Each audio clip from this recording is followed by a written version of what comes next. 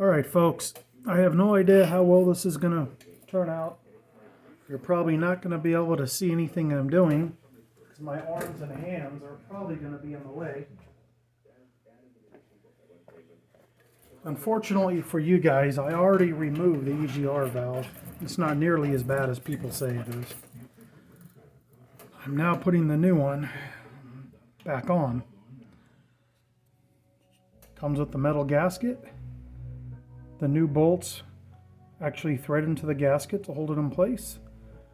I put a little bit of anti-seize on the bolts. Hopefully I don't kick this tripod around. So what we're going to do is we're going to get it up there in place. Okay. I'm going to try to reach around here. I'm going to get the bottom bolt going first.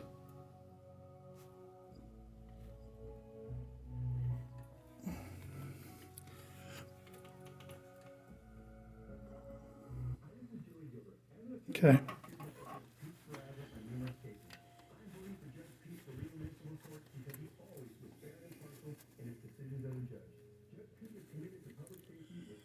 So what I'm going to do, I'm going to get the bottom one in there just a little bit more, just using a 10mm ratchet wrench. Nothing special. Okay, I just want to make sure it's not going to fall out. Try to get the top one lined up in there.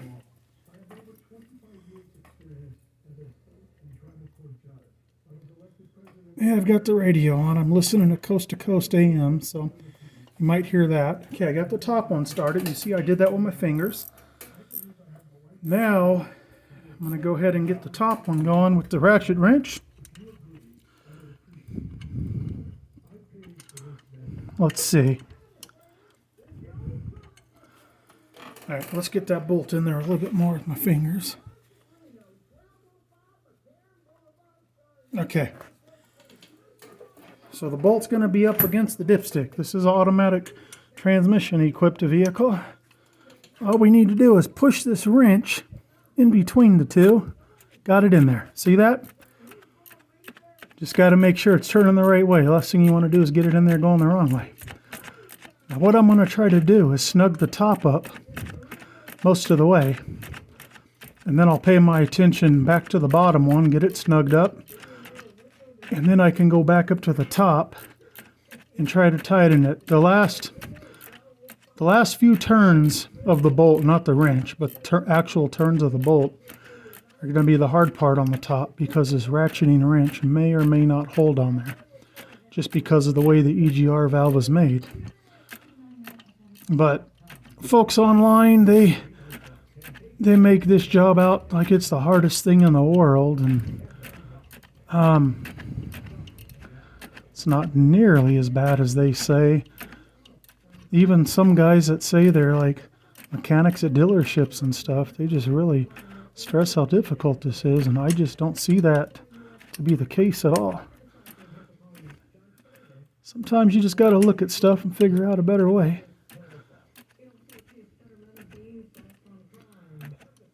This is a Jeep JK with the 3.8 liter, 2007 to 2011. Has this engine, 3.8 liter V6. Despite what you'll read online, these are an extremely reliable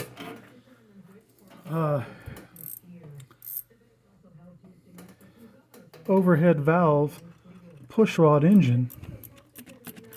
You know, single cam in the center of the engine like engines used to be. I'm fully aware of the 3.6 that comes into play in the 2012 to current. It's a superior engine as far as horsepower and torque. It's a pretty reliable engine too, as long as you catch the problems that happen with the on the cylinder heads with the rocker arms and stuff, the roller. the rollers on there that go bad, and when those start making noise, start ticking, you definitely have to get in there and replace those, or you will grenade your engine. But other than that, that's a solid engine. Besides that, and the oil cooler leak on certain years, but that's a good engine. It's a great engine too. It just doesn't make quite as much horsepower and torque, but it's a reliable engine. Many of these have 300,000 miles on them. Anyways, try to get this in there. You guys might not be able to see anything because I have to reach around here. Classic reach around. All right. I got my finger on the end. I'm trying to get my finger on the end of the wrench here. There we go. Now this bolt the top one was real tight getting it out the first few turns, boy. And when I start putting the new one in, it was the same way. Once I got down to the last few turns, it's a grade 8 bolt, but it got real tight. So I pulled this back out. Put a little anti-seize on there, but I don't think it's gonna matter. It is just a tight son of a gun, this top one. I almost thought about cutting the bolt a little bit of length off of there. It is as tight as can be. But, oh boy, that is tight. So it's getting real tight, and it's just not tight enough yet. I'm almost considering pulling it back off and sticking a couple washers on there.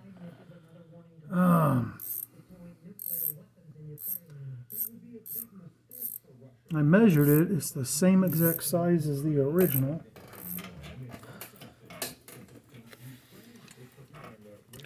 So I don't know why it's binding up so bad like it is.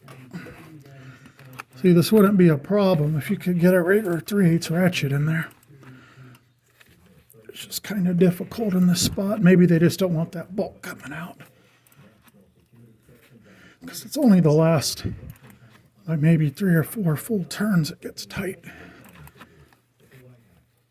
Okay.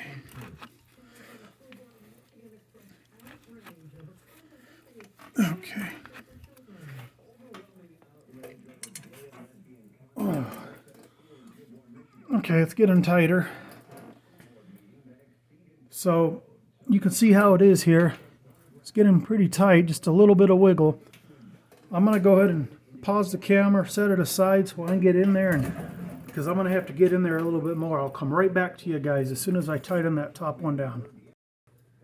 All right, folks, I got it back in there. I'm going to show you guys a little hack I figured out. I haven't seen anyone else talk about this. It makes putting this thing back on a huge piece of cake.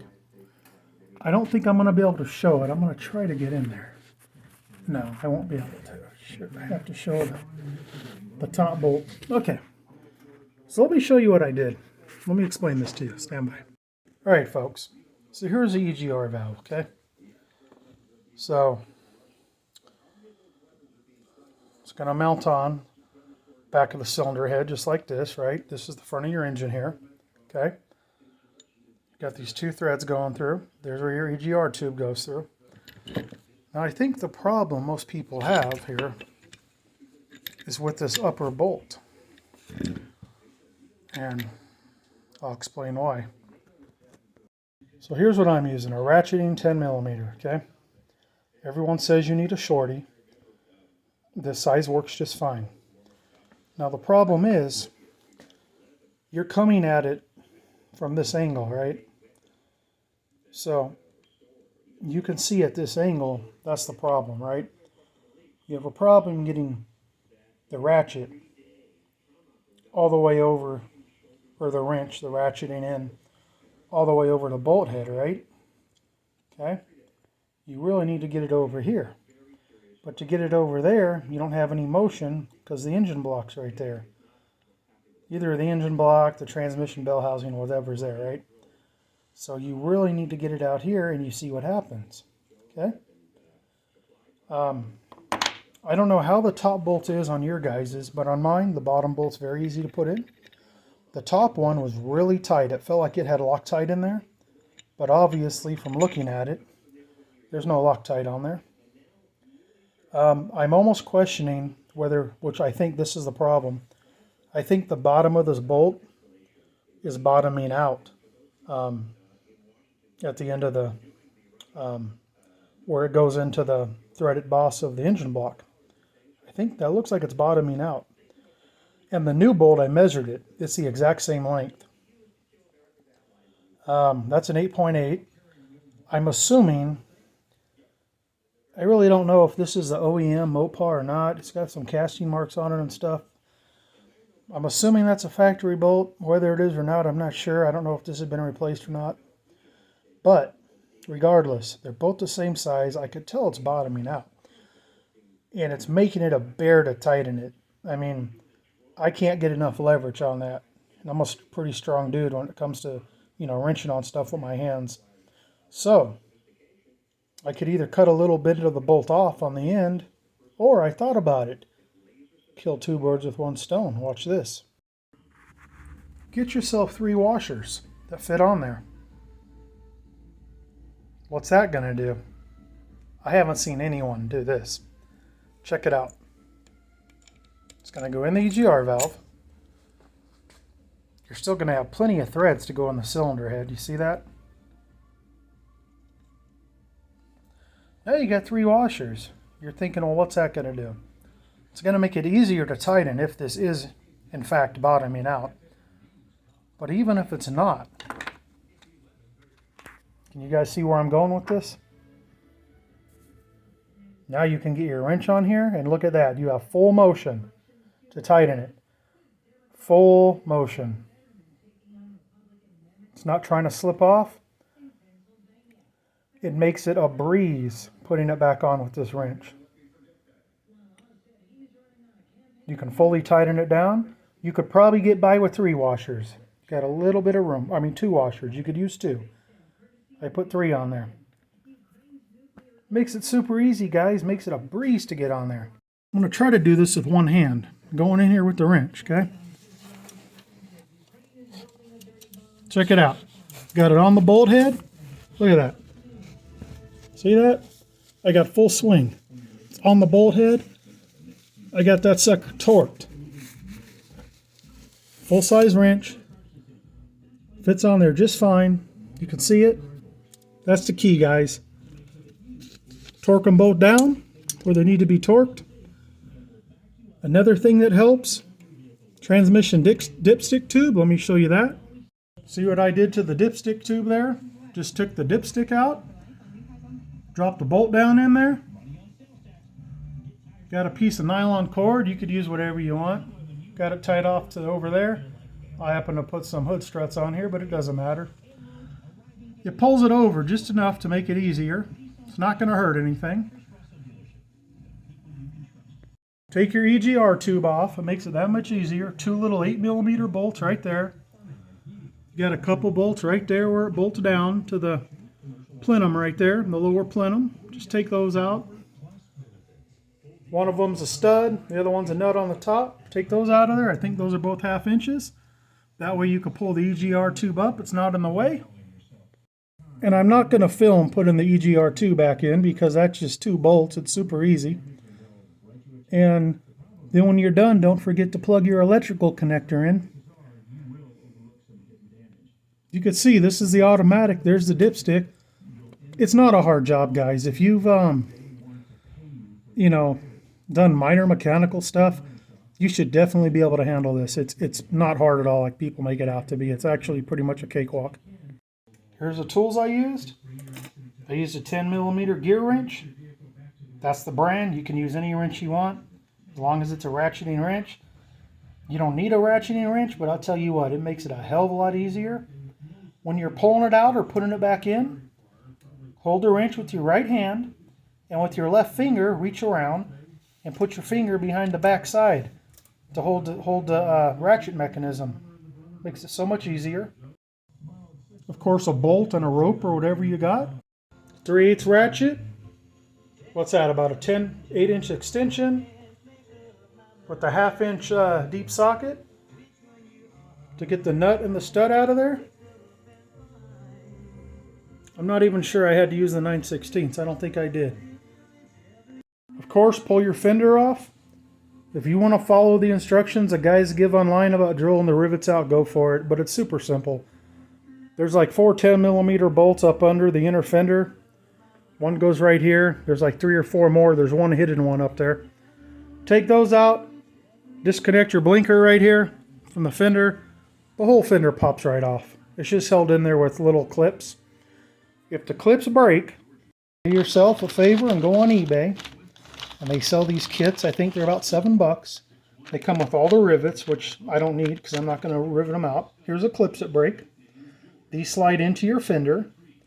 This clip goes into the metal on the right here. They go into those holes right there. See, just like that. That's what holds your fender on. If these break, just order some new ones. Just get them before you do the job. It's like $7 for them. $6 or $7 for a pack of, I think there's like 75 of them. It's enough, however many there is, it's enough to do all 4 fenders. The fender right there, the whole thing pulls off like nothing. See, that's where those little clips go. Alright guys, I'm not going to show you putting the rest together because it's super simple from here. Hope this helps someone. Thanks for watching.